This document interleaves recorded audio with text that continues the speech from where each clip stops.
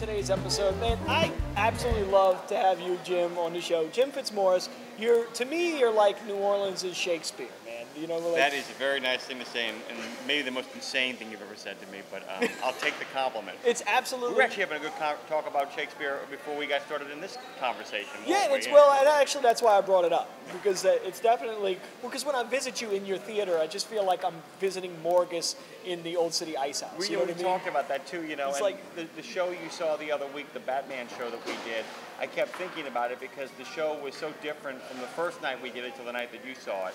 And I began to realize it's like you're tinkering over there, that the theater at St. Claude, which is, you know, the theater that I run and do a lot of my work out of. Yes, Theater to St. Claude, right behind the Always Lounge. We'll talk, yeah. Yeah, that I always feel like that rather than, you know, producing final product, and not that we're not very proud of the quality of our work, but I always feel like you're looking at things under construction.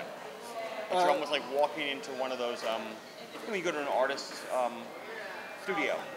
You know, right. You see they have a sculpture over here. No, that's exactly how I feel. When I'm in your theater, man, I just feel like, you know, I feel like I'm visiting a mad scientist in his lair. Yeah, and it's a really fun thing to do. And of course, you get, and the thing is, you also start looking for collaborators who are equal mad scientists, to tinker, You know, the burlesque performer and actress Bunny Love, my friend Justin Wellborn, who you saw the other night playing Mr. J, who's a working actor out in Hollywood. He comes in every summer for a couple of weeks just to kind of get his theater. It's his vacation to get his theater. What's on. Morgus without Chopstick? You know? Oh, these people are. Maybe I'm Chopstick. Some of these people are brilliant. You know, and again, I got to watch them kind of play through their stuff. You know, and it's like in a lot of ways, you know, artistically, I'd like to think that's New Orleans too. Mm-hmm. People come down here that you don't make it here.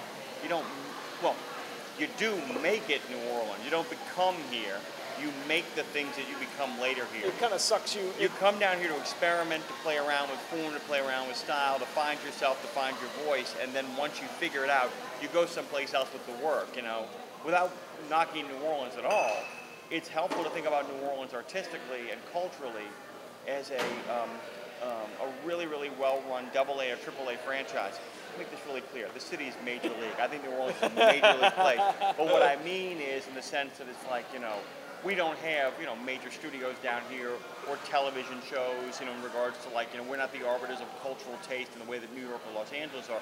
But we're the place you go when you want to begin the world anew. You know what I mean? I have the strangest thing to tell you. So every 4th of July for the last 3 to 4 years, I started it a couple of days ago. I watched the HBO show John Adams with Paul Giamatti as John Adams. I watch it from pillar to post, and I play BioShock Infinite, the video game. It's just my Americana sort of, they're both very, very American. They're both in conception and execution. And, you know, there's a book about the American Revolution called To Begin the World Anew, where they write about that the reason why America succeeds is that the systems and forms of government were already in place by the time the war broke out. Yeah, okay. That they had been engaged in so much self-government up until that point that every other revolution has failed. The French Revolution, the Russian Revolution, it turns into violence, it's out of control. The American Revolution is not only a middle-class revolution, but they've been experimenting already. And there's this great essay on art called Provincial Art, where if you get far enough removed from the center of artistic culture, you're also removed from all the assumptions that go along and with that. Incrustations and like you must do things this way. Well, that's definitely the Big Easy, and you can and this Wild West. I mean, it's a Wild West artistically where you can just kind of just let, you know. And you can do it, and because I mean, the last play, excellent. Okay, so this play, The Last Lagniappe. This is like part 2 of your Be a New Orleanian series. It's the bill. It's the bill, okay. You've been sworn in. Isn't it great? We're all New Orleanians. Hoorah. We all have this great sense of 6 tips we can do to become better. We got our bedazzled fleur-de-lis. Bedazzled fleur-de-lis. We know to believe half the BS stories we hear over the course of a day because they probably are true. Yeah. And the other half are extraordinarily entertaining, so we go with them.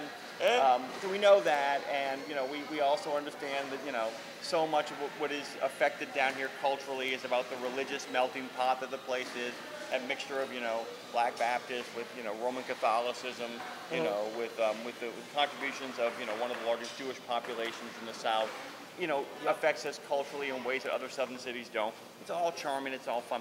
And this is kind of a way of saying I have 3 ghost stories for you. And these 3 ghost stories ghost in the So kind it's of three. So you've got three different compartments in this race, show. politics, and gentrification. Race, politics, and gentrification. But they all sort of mix and Man, match. let me tell you what. That's you're looking to put out a lightning rod, huh? You're going race, politics, gentrification. But this is the thing, though, and it's like I want to make this really clear. I'm not going to tell other people how they feel. Yeah. Well, And because you're a real New Orleanian. Yeah. That's why. What I'm going to do is I'm going to say, look, this is important to remember. Let me explain to you why certain people feel the way they feel, because I know those people very well. I grew up with those people, and I understand to some degree what's going on. I can only speak from my own experience and my own perspective, but I feel like we're not having the full conversation often, because the full conversation is much dirtier and much more gruesome, than we want to admit to it. The joke, we call it the last Laignappe. Of course, Laignappe is a little something extra. The idea in New Orleans that there's always something underneath. There's always a little something that's going on beneath the parade. It's beneath the tradition. And, you may enjoy those traditions. You have to remember that you're also buying in part and parcel to traditions that have a lot of darkness behind them. Even stuff like second lines. We're desperately trying to protect the second line. You have no right. You have a right.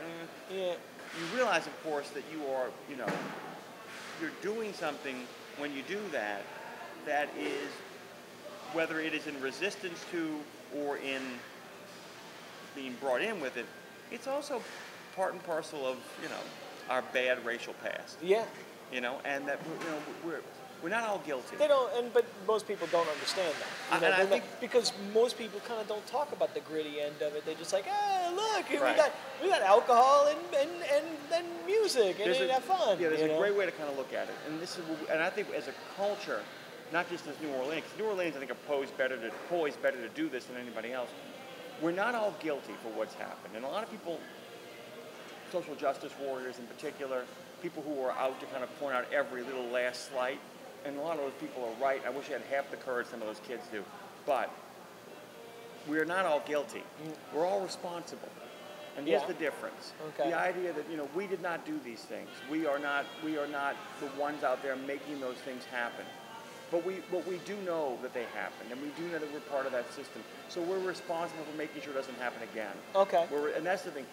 Guilt and responsibility are not part and parcel. Guilt is a paralytic. And unless you've actually done the crime or done the wrong, you shouldn't feel guilt. But you should feel responsible if you've benefited from it. Yeah. If you've actually succeeded because of it.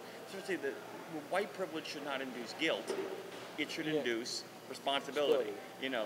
Educational privilege shouldn't induce guilt. It should induce responsibility. Because my last episode on crime, I know we were just talking about it. I know you haven't seen it, but one of the things that I talked about is that if we know, because he's saying that we know within a pretty good thing with race, economic, and also your social networks, who is going to be the victims and they're victims of this system.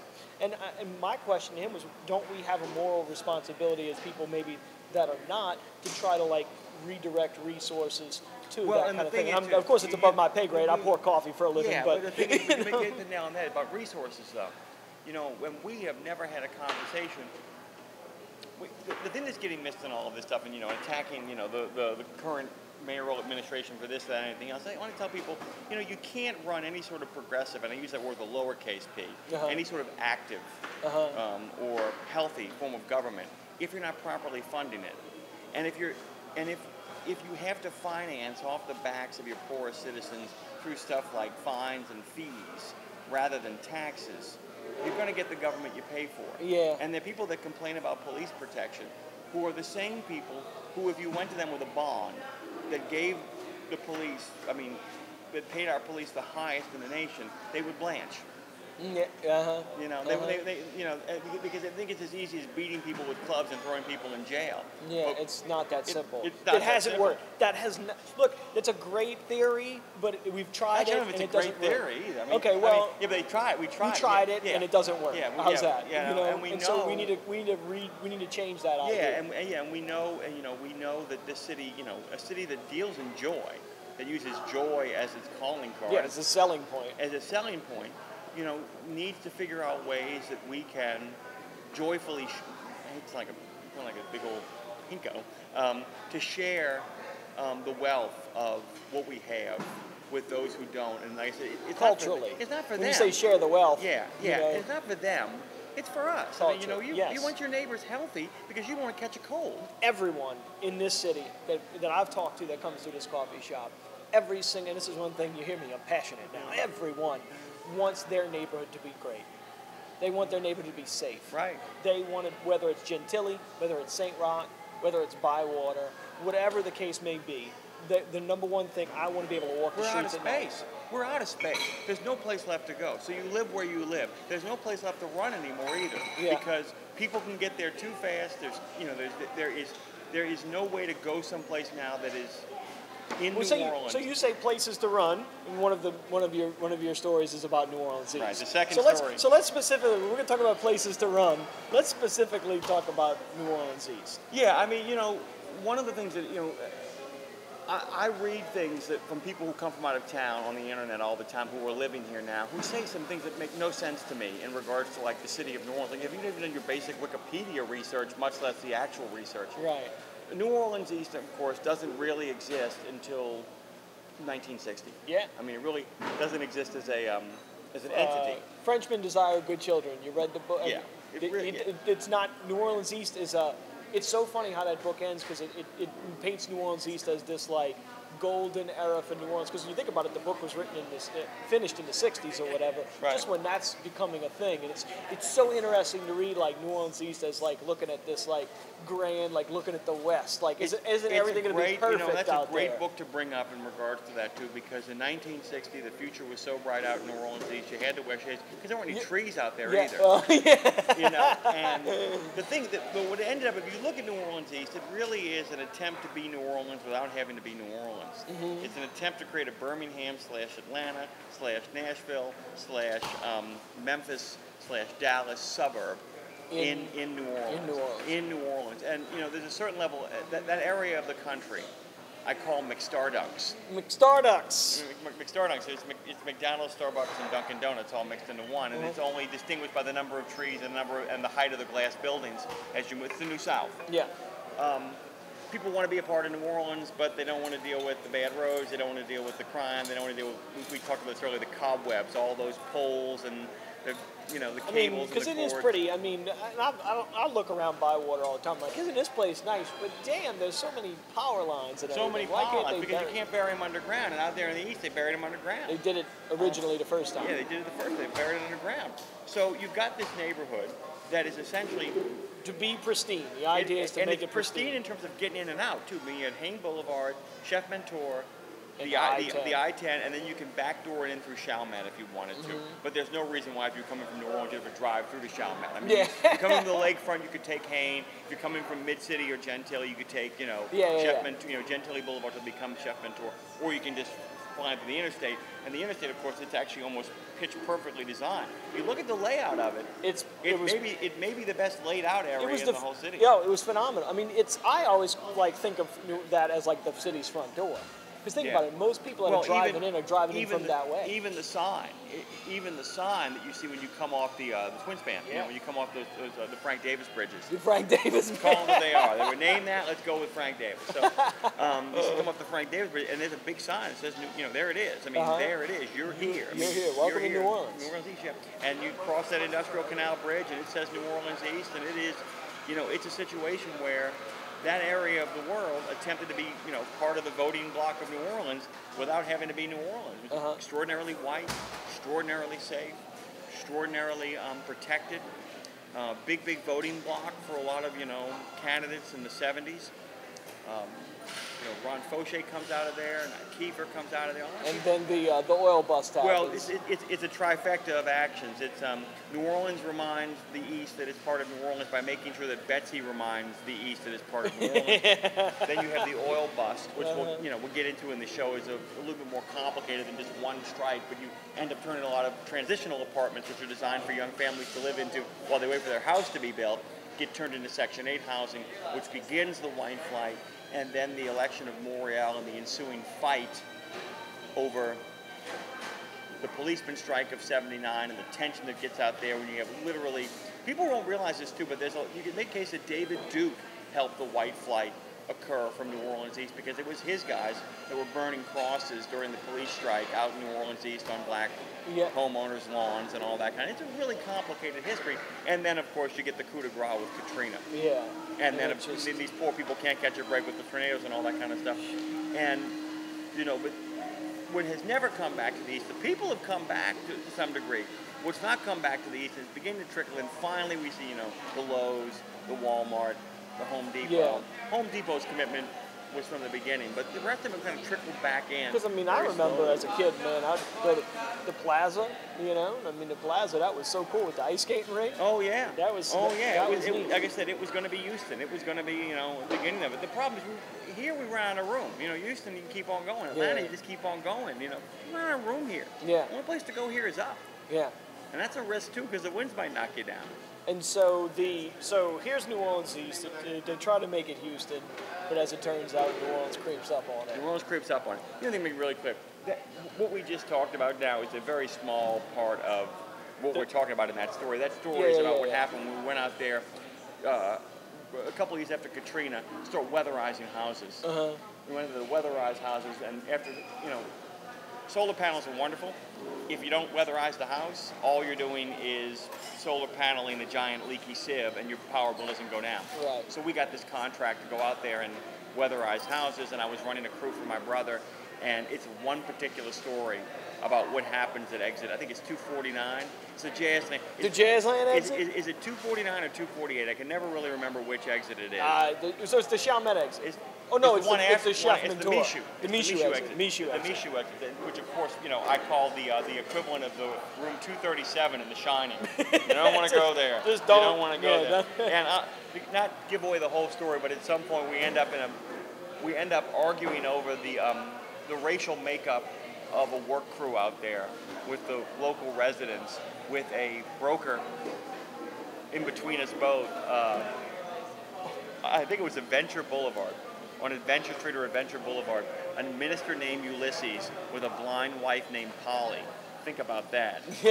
On Adventure Boulevard. Ends up having to try and broker a deal to prevent like a first-class fight from breaking out, where we were very, very outnumbered. And we had to swap a work crew out from 3 Hondurans to 3 African Americans. We had to swap 2 work crews across town. And then the house we went into was one of the most terrifying things. It's called The Beast of the East. It very easily could have been called That Baby. It's a story about a baby in a house that I think will give everybody a chill. So it is like The Shining. It is like The Shining, yeah. I mean, maybe we'll get a little sound cue in there, that heartbeat when he goes into room 237. So. You're the last story that you tell. Oh yeah, it's a crazy story. It's the one about the courthouse and the goings on at the courthouse, and a guy who. It's called The Big Dog of South Broad, and it's a wild and woolly show about a guy who gets a chance to get his entire life that he has lost back. So it's a redemption kind of story. It's a redemption story, and it's also a cautionary tale for New Orleans that we might not always have somebody that. New Orleans has also existed in a perpetual state of almost but not quite, both in terms of the big leagues, but also in terms of like failing to exist anymore. Almost, but not quite. We've almost been wiped out, but not quite. That should be. What we should do is, I've had Mark Romick on the show before. I need to give him. That'll be New Orleans. Almost, but not quite. And what's funny about it, I've always said the Saints' victory in the Super Bowl was one of the most disorienting things in the history of New Orleans. Because it actually got it done. It got it done, and we just were kind of like, you kept looking again and again. No, there has to be something else. There's got to be something else. There's got to be something else going on. We're back to losing now, so we're fine. Although I don't think we're going to be losing this year. Okay, all right. I don't you got think it. so. You're going to call it here? You're going to call it right now? 11-5. So 11-5. Wow. 11-5. So this year's going to be the year. Well, remember this too. I don't know if it's the year we're going to win the whole thing. Next year's going to be the year? I don't know if this year's going to be the year, but I'll tell you this right now. Remember, we're 2 bad calls and 3 special teams errors away from very easily being 10-6.